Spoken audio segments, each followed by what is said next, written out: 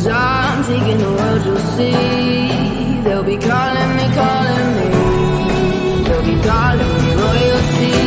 Best to give me loyalty. 'Cause I'm taking the world, you'll see. They'll be calling me, calling me.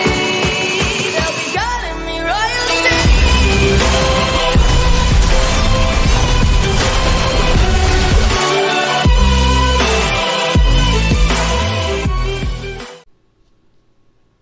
Hello guys, so today I'm reviewing Shrek 2, probably my favourite animated movie of all time.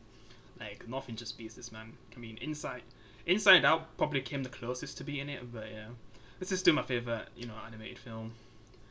It's just the perfect movie to watch, man. If you just want to watch a quick animated film that doesn't go on for too long, and just perfect with its message and story, characters, some of the comedic moments. It's just the whole world. It's just amazing, man. It's just the most perfect sequel you can ask for from an animated movie, man. Yeah, there's so many great ones like Toy Story 2 and there's just so many, man. But yeah, this one's always gonna be my favourite, probably animated film ever. But man, that Puss in Boots, The Last Wish, was so good. Like, it's definitely like in my top 10 or 5 animated films. I'm just not sure where to put it yet, but this is always going to be my favourite, man. It's just perfect. So basically the story in this one is that, basically Shrek and Fiona kind of ends up together by the end of the first film. So they're kind of spending some time together away from the swamp. And then when they finally get home, they get a message from the king and queen. So basically Fiona's parents, to, give them their blessings. But Shrek doesn't really want to go, but he wants to do everything he can to make Fiona happy.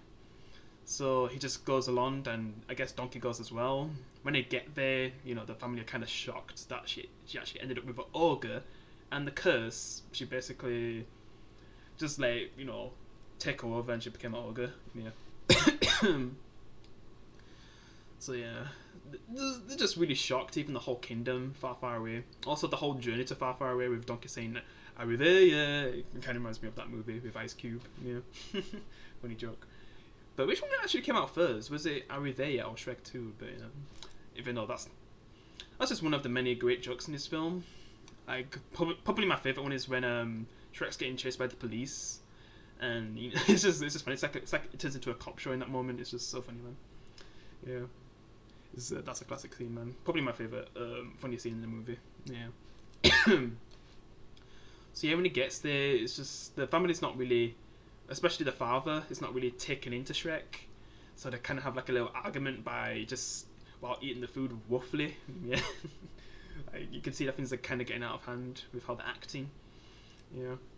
Then just getting comedic moments from Donkey as well while it's all happening. It's just mayhem, that scene, but yeah, I love it. And then you just see that Fiona's not really happy, and Shrek's just trying to do what he can to make her happy, because we kind of find out about the fairy godmother at the same time, because Fiona didn't even know that she had a godmother, but it's like a fairy godmother though, yeah.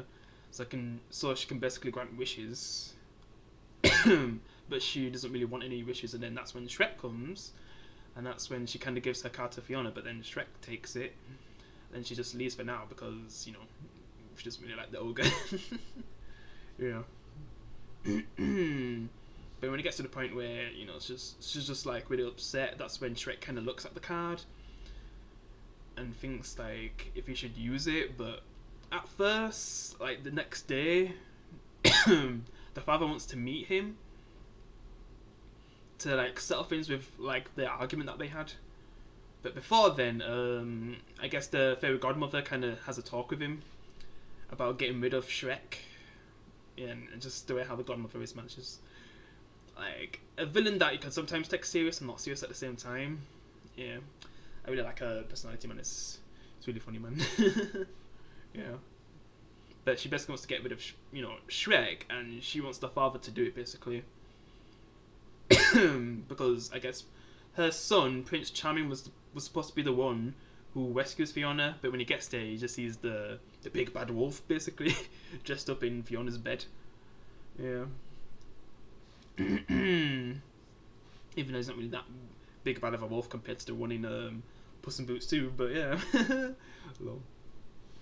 To be honest, I should have made a joke out of that wolf, the Red Riding Hood wolf, yeah, who dresses up in Red Riding Hood's grandma's clothing and stuff, yeah, because it was that one. The wolf in the Puss in Boots 2 movie, that's like basically death, but you know, we'll get to that when I get to that movie, because that's going to probably be a long review, yeah, and I think this one's probably going to be 10 minutes, this review, maybe, we'll see, because both those two films are like peak, man, wow. I'm surprised to say that with Puss in Boots 2, man, wow.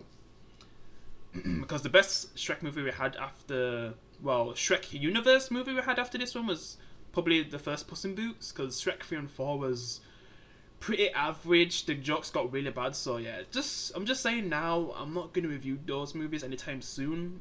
The only way I'd review them is if we actually got a Shrek 5 or something, or Shrek was in Puss in Boots 3, yeah.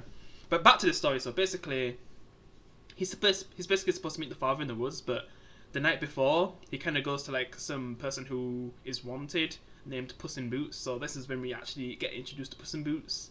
And definitely make him appear frightening with him being in the dark and you just see his green eyes, like, man, menacing eyes.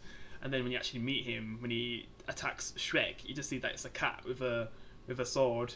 And it's just the funny joke that Donkey says that he's packing. Hello. Yeah, classic scene, man. And then you just see him just scratching up Shrek. And then when Donkey tries to help, he hits him in the balls. And then the only thing that actually stops the cat is having a hairball come out, and he just goes like, it's just so funny, man, that scene. That's like one of the funniest scenes, yeah. And then that's when he kind of gets the information out of the cat. That's when he goes to the fairy godmother, like where she is, to get some help from her, but then she kind of turns him away. But then that's when Shrek tries to steal one of the potions that could help him, you know, make, you know, Fiona happy and stuff. And then that's when, you know, chaos ensues and basically the whole place tries to take him on. But then like some of the potions kind of end up on the workers and they kind of turn into different things, like birds and stuff. Yeah, that seems crazy. And just some of the music they play while all this stuff's happening, like, just like in the first one, it had great music with, you know, hey now, you're an all-star, just all the classic music, basically. And for this one, it was I Need a Hero, which we'll get to that at the end, because that's just, like, the most perfect way to end an animated movie. Like, nothing's ever topped that for me. That's, like, the most perfect ending for an animated movie. Yeah, it's just, like, Avengers level perfect, yeah. But, yeah. Basically, after he had the potion, it seems like he doesn't really do anything, but when he wakes up, he realizes that he's human now, and Donkey also had some as a tester, and he actually turns into a horse. He's truly a noble steed now. Yeah.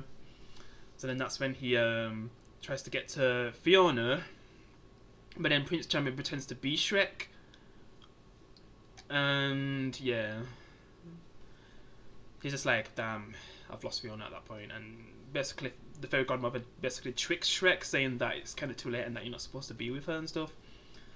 And after that, like, I can't remember when it gets to the point where basically all the guards are after him, and then he ends up in prison, and then that's when Gingerbread Man and all them, Pinocchio come, and you have like some kind of Mission Impossible scene where they're trying to break out Shrek and stuff. It's just, oh my god, that scene's funny.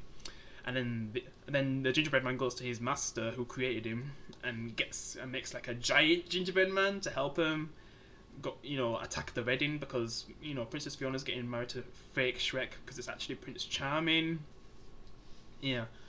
And basically they kind of go to the castle and attack to get in and stop the wedding, and it's just so epic when they play I Need a Hero, which, you know, the fairy godmother's singing it as well. It's just so perfect, man. And you just, even to the part where you see the big gingerbread man fall apart and stuff, and it's just, man, such an emotional moment. Like the little gingerbread man just mourning him and stuff. It's just perfect. And then when they get inside and find all the guards, and then Puss in Boots with his cute eyes, like, oh my gosh, it's just perfect, man. Like that scene was just perfect. And then that's when he actually gets to, you know, Fiona, saying that he's the real Shrek, and then that's when the fairy godmother comes to, I guess, take out Shrek, basically forever.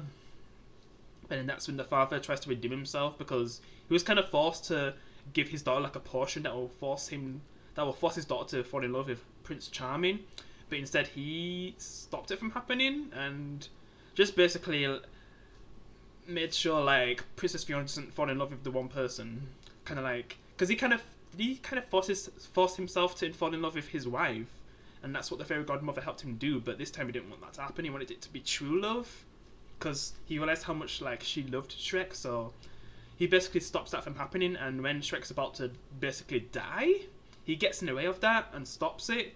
And then it kind of reflects to the fairy godmother, and then she's basically dead at that point. As for the father, it looks like he's dead, but he turns into like a frog.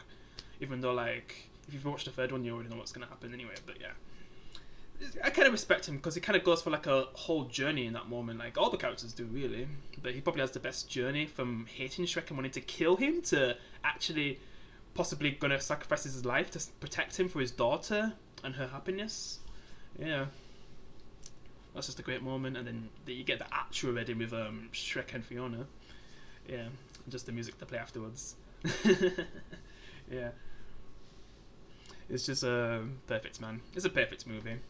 And then that's when you see you know, donkeys, babies and stuff, like. And then the third one, that's when you see Shrek's babies. But I'm not talking about Shrek 3. That's all I'm saying. Until there's possibly a new Shrek film or Puss in Boots 3 with Shrek. Yeah. So yeah. Just a perfect movie, man. If you've never watched it, I recommend it. I'm just gonna end the review here. See if you can leave a like. I'll see you in the next one. Peace.